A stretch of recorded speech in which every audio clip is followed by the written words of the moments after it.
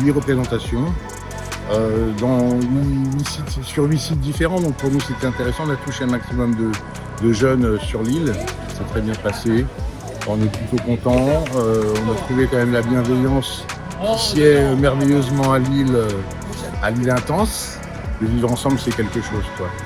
Et après, de parler des discriminations, ça fait toujours du bien. Ça fait pour nous déjà 5 ans qu'on vient sur l'île. Et à chaque fois, on a un accueil formidable, on a une écoute formidable, aussi bien des équipes éducatives, des professeurs, des éducateurs sportifs, que des jeunes. C'était sympa ce soir, parce que là, on a joué avec des petits jeunes.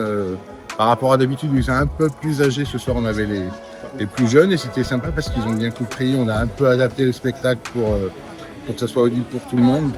Et j'ai bien aimé aussi la réaction des parents, parce qu'on n'a pas toujours les parents, hein, quand ils sont en milieu scolaire ou même au crêpes, on n'a pas les enfants, on n'a pas les parents.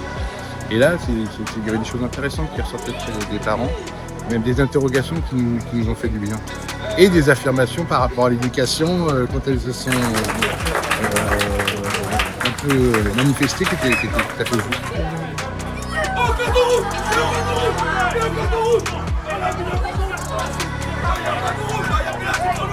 Un plaisir d'avoir tourné avec la troupe Trimaran sur l'île de la Réunion et de partager la tolérance, le respect avec les enfants et tout. Et d'ailleurs aujourd'hui c'était juste merveilleux, ça redonne l'espoir et c'est l'avenir de demain et c'est génial de partager ça avec les enfants. En tout cas, je suis vraiment contente de faire ce travail et de partager comme ça.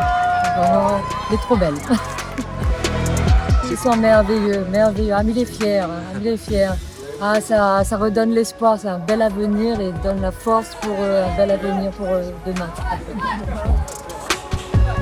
L'engagement des valeurs qu'on porte, qu'on partage. Et c'est important aussi de pouvoir justement dire aux jeunes, parler des sujets diversifiés, notamment qui est le sujet de la discrimination, notamment au travers du sport, mais pas que dans la société. Et je crois qu'un centre social a ce rôle à jouer aussi avec des partenaires, avec les jeunes du quartier. Le football, c'est un vecteur, c'est un support. Le football est universel. On le voit bien ce soir. Le football, c'est un jeu, mais c'est aussi au travers du jeu, on aborde plus de sujets de la société de manière générale.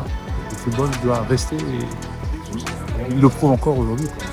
C'est ce type d'accueil pour nos enfants et les adultes de demain. Ça me permet de parler de la discrimination déjà autour des arbitres, autour du football. Ça permet aussi d'éveiller les joueurs, surtout les 10-11 que j'avais ce soir, aussi les plus grands, montrer aussi les parents que l'arbitre est très important sur le terrain, que tout ce qui se passe autour et tout ce qu'on dit sur un terrain peut être mal interprété ou mal pris, tout simplement. On peut mettre cette action quand ils reviendront pour les plus grands.